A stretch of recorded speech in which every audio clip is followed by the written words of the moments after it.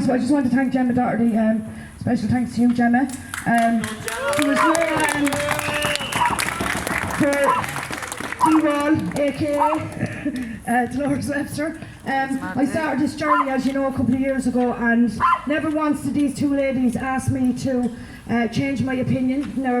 Never once asked me to follow them in what they believed in. They gave me my own free thinking. I just want to thank these ladies so much. And a lot of people don't understand that about these two women. They really, really don't. I think Gemma gets a lot of stick also, Dee as well. But I screamed out to the yellow vests. I'm not controversial or am I politically minded, but I screamed out for 10 minutes to give the children a voice. And I was refused. The reason I was given was because I was aligned with Gemma Doherty. I think it's a sad state of affairs when great groups out there, thousands there at the Customs House also, that egos, political views, personality clashes can't join together. I'm all for unity, and I believe ego is running this country big time. So yeah, my fight is to get the child's voice heard here in Ireland. It has never been heard.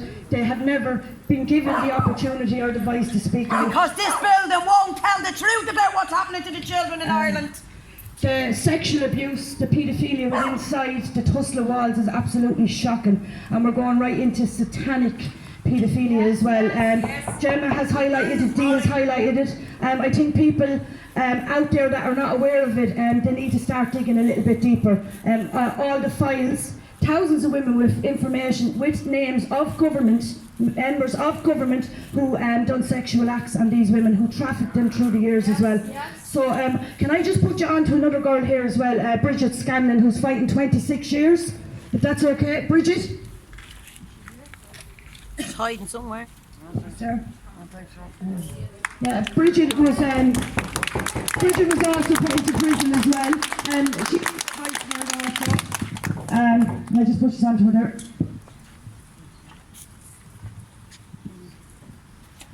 Come on, Bridget.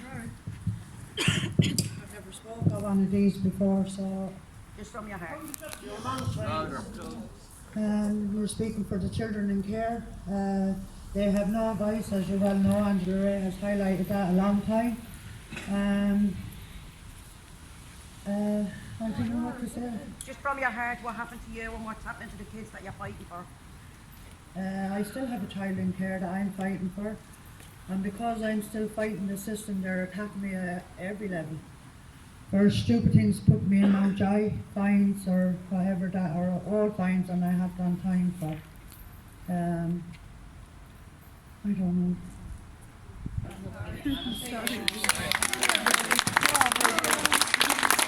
Bridget, just to give you a hand here, because Dee's got so used to doing it now. But just to give you a hand here, Bridget, last week you went to court for another case and you were taken out of the court case at the court in Carlow and brought to Mountjoy, right? Yeah. Bridget was fined 3.5 years ago for something which you paid. You didn't pay the fine, but you done the time. Do you want to tell the people what happened in that court that day? Last Friday. She was in the court about the child fighting in the family courts, and she was dragged for access to a child, and she was dragged out of court. And I'm going to let Bridget tell you this now. I was brought out for a fine that when my son went into care first, I wasn't allowed to see him for a few weeks, and when I did see him, I went to take my son. I took the access worker's phone, and I returned her phone to her after I tried to take my son. They classed it as kidnapping, so they charged me for taking the phone instead of kidnapping. I've been charged for kidnapping before and have done time for kidnapping my own children. 4 times I've been locked up for that. This time they just charged me for theft of a phone. When I returned the phone, I took information off her phone and her SIM card. They tried to charge me for that, brought me back and fined me for it. And that's what Friday was about. I was up for access on Friday, and the 3rd time they brought me to Mountjoy for the same fine for taking an access worker's phone, which she got back. So. Is it true that you'd already done the time for this charge of this phone? My 3rd time Third time being charged and put in prison for the same phone. Now on this phone she wanted to see what she was accusing her of. She'd every intention in handing the phone back, of which she did. She wanted to see what this social worker was accusing her of. And when she did this, she gave it back, but they still fined her for it. She paid the fine. And when she went for access last week, she was dragged out of there into a police car, around to the cells in the station, and then up to Mountjoy prison on a charge that she's already done the 5 days for. Has anyone ever heard of it in your life? No. This is to shut you up, to scare you. And if they haven't copped on, the Garda should call it by now. If you haven't shut her up in 25 years, you're hardly going to goddamn well shut her up now. Shame. I'm going to give you back to Bridget here. I have to say with the Gardaí are alright with me, because most of the warrants are sent out from the judges. Judge Daly keeps issuing the same warrant for me, and Judge Carty now. So the guards have to comply with the judge's orders. Send them out, the judge sends the guards back out to rearrest me on whatever charges I've already been arrested and charged for and on time for. What kind of Garda would arrest a mother? Why do the Garda help these people do this? Yeah, it's guards being sent out by the judges. The guards like to answer. Thousands of Irish mothers are going through this. Thousands of Irish mothers are That's going what through Hitler's this. men said. They're just the Garda are just following orders, are they? Yes, from the judges. And it's a Judge Daly, it's a Judge Daly all the time that keeps ordering your arrest. Well, he's the president of the district court, so everything goes through him. Yes. Now, Judge Daly is the one that sent Angela Ray to prison back and forth and back and forth. And told Angela that she was not allowed to ring the Gardaí anymore if her son was in danger. The same man is now president of the district courts. Shame. But of course, the district courts in this country are known as the Garda courts. The Garda courts, because the Gardaí cover up, protect, shield the judiciary in the lower and the higher courts. That's how it works in this country. We saw how their colleague, Maurice McCabe, who they called a paedophile, because he was calling out the fact that they allow judges and journalists and crime reporters to go on to the streets of our country and do whatever speed they like. And the one brave man who is willing to expose their corruption, what did they do? They called him a child abuser. A man who had tried to expose and did expose the fact that Martin Callanan had his penalty points right. The fact that rape was being covered up by Garda Síochána.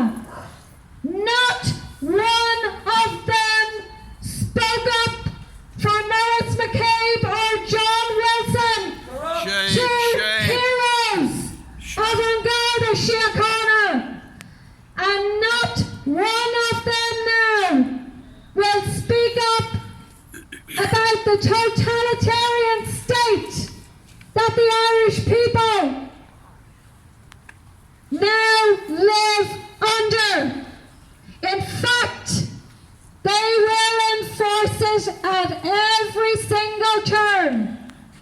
They will protect this institution that churns out fake news and lies to the Irish people every single day. Lies that are making them stupid. Lies that will result in all of our freedoms being taken from us. They are working hand in hand together. But believe you me, we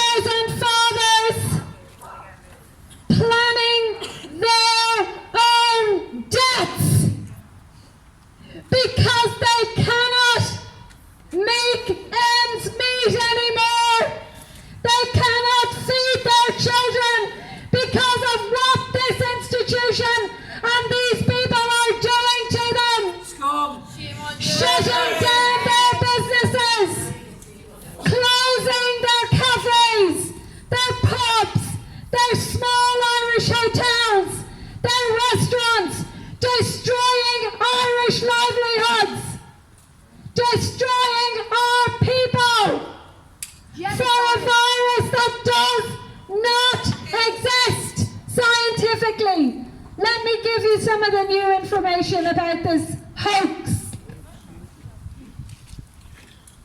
The information that will not be reported by this institution. On job 19. Plandemic. They've started a new campaign about something to do with the truth. That these are the great purveyors of truth. You couldn't make it up. Why have they done that?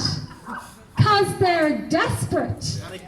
Because people see us coming here week after week after week, and we are going viral. We are more viral than COVID-19 will ever be. So they are so desperate now, they're starting to have to do campaigns. Because believe you me, the Irish people are not paying this license anymore. They can only get their programming out because of your taxes and all sorts of nefarious money coming from the globalist organisations. It's not the licence fee. The licence fee is collapsing, as it is in the UK and the BBC, because people know that in consort with An Garda Síochána, RTE protect VIP pedophiles. And as I said the last time I was here, I came here in 2015 with evidence from the two senior officers in the Mary Boyle case saying that Fianna Fáil's Sean McAniff had demanded a cover-up in that child's murder. I showed RTE the evidence of that child's rape and murder at the age of 6, our longest and youngest missing person. What did RTE do? Buried it. Nothing. And I will never stop speaking about that child's rape and murder. How many Gardaí have we got here today? About 40. 40! The Fianna Fáil chief suspect of the Mary Boyle killer. The Mary Boyle killer is roaming around the countryside in Donegal. In this constituency here, the killer of Father Niall Malloy is roaming around, a danger to every Irish citizen. They covered that murder up too. Out the road here in Glenageary, a teenage child on the cusp of her future, Rainud Murray, stabbed in the most brutal fashion. A first-year entrant to Templemore could see somebody known to that child had murdered her, and yet they covered it up. One of their brave detectives stood up and said, I believe that this person is responsible. What did they do to him? Just as they did to Maurice McCabe, they had him silenced because he wanted to bring to justice the man responsible for Rainud Murray's murder. And the list goes on and on. Shane Tuohy, murdered as a result of a Garda cover-up of a criminal, a well-known criminal in County Offaly. Shane O'Farrell in Carrickmacross, a beautiful young lawyer who his life to human rights, what did they do? They protected the Lithuanian drug dealer who murdered him. He had so many convictions. Convictions on this side of the border, that side of the border, and in Lithuania. But what did they do? They allowed him onto the roads, and he murdered Shane O'Farrell. Another family destroyed due to Garda corruption. Shame on them. Shame on them. Are you going to take? No more. What if it was your child? These families have spent years pleading for justice. And here we stand today with about 40 of them, funded by you, protecting this corrupt institution. What sort of a country have we become? Let me just read some of the latest facts on the COVID hoax. So, according to the latest immunological studies, the overall death rate of COVID-19 is about 0.1%. That means 99.9% of the very small number of people who get it make a full recovery. Children are more likely to be killed by a lightning strike than by coronavirus. The median age, the average age of the deceased in the majority of countries is over 80 years. In Ireland, we know it's 82. It's around 82. Now, average life expectancy in Ireland is 84. So that disease is so useless that you actually, it's so obvious that it is targeting people at the very end of their lives or with multiple comorbidities, people who were going to die anyway. And we also know that more than 90 people die every day in this country, but they are manipulating. They don't even have any deaths anymore to manipulate. So they are using the cases. They're getting people in and out of Lansdowne there, the testing centre. I'd say a lot of them are working for the Gardaí, the NGOs, civil service. They're being told to go in, get this PCR test that does not test for COVID-19 because COVID-19 has yet to be proven to exist. It tests for genetic material that many of us have. The testing system, as you all know, is unfit for purpose. So, all of these figures, we know that up to 60% of people may already have immunity to these coronaviruses, the common cold, which have been with us for decades.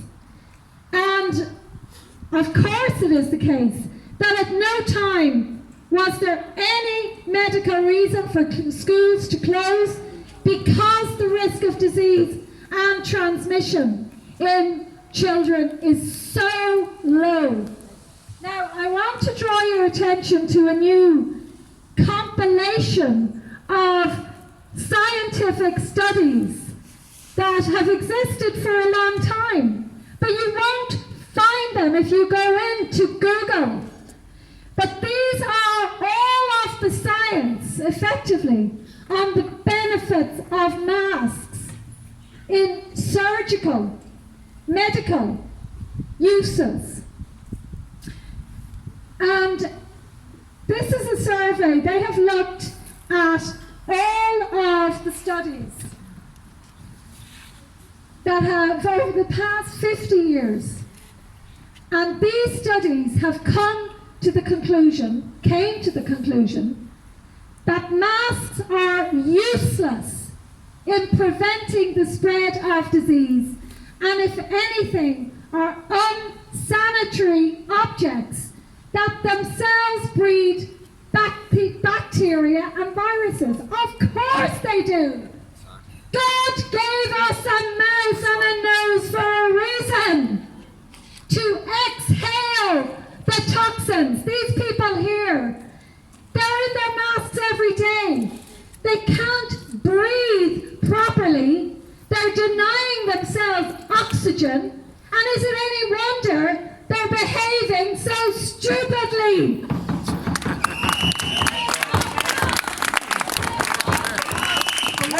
Off the mask! What do they Off the do? mask!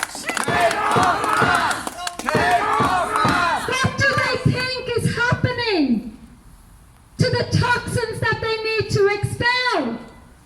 Do they not see? Can they not imagine all of the germs gathering in those masks, coming out of their mouths and going back in? And as a result of this mask mandate, we are going to have a lot of very sick people in the coming weeks and months. They are going to be coming down with it. I don't care about them because I'm blue in the face trying to ask just one of them to have the courage of Maurice McCabe or John Wilson. I am highlighting this every single week along with many others like Jenny here. 5G in their backyards, frying their brains. They don't care about their own health. They work in the shadow of these deadly carcinogenic masks. The Vanguardi don't care about their unborn children. Their ovaries and eggs are being damaged by the radiation coming out of these masks, but they don't care. Do you think they care about the health and welfare of the Irish people? Of course they don't. So all of the new science vindicates everything we have been saying, John Waters, myself, and all of us here, for nearly 8 months now. We saw last night how the former Attorney General, Minister for Justice, Michael McDougall, is shocked. He's shocked at the latest developments. Here he is now, speaking out, disgusted that the restaurants in Dublin 6 are closed. It's a big shock to the system for the former Attorney General. He wants a debate. He's asking for a debate. It's a bit late now, isn't it, for these people to be coming out? But even he cannot get a debate because these people are so frightened of the truth. But as I have said many times recently, there will be Nuremberg-style trials for every single one of these people who took part in this dictatorship. Every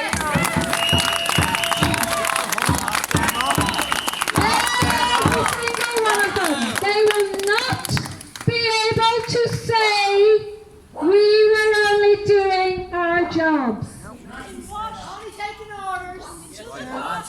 Nazi said the same. Many of us here are old enough to remember.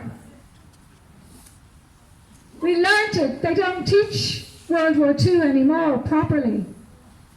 But we learnt about what happened in the aftermath of World War II. And justice came very swiftly. And that excuse could not be used. We were only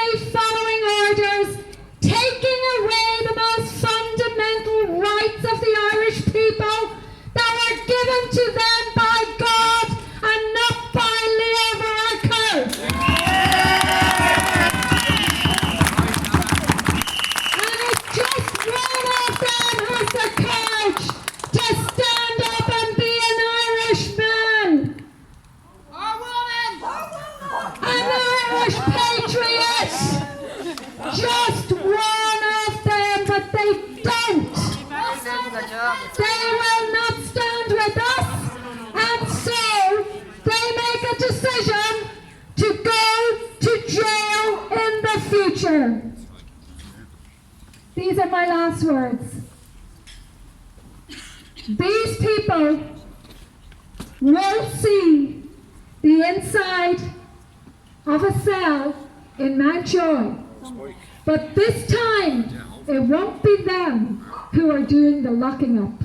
We've given them every chance to uphold the law, to serve the Constitution, to serve justice and the truth, but they refuse.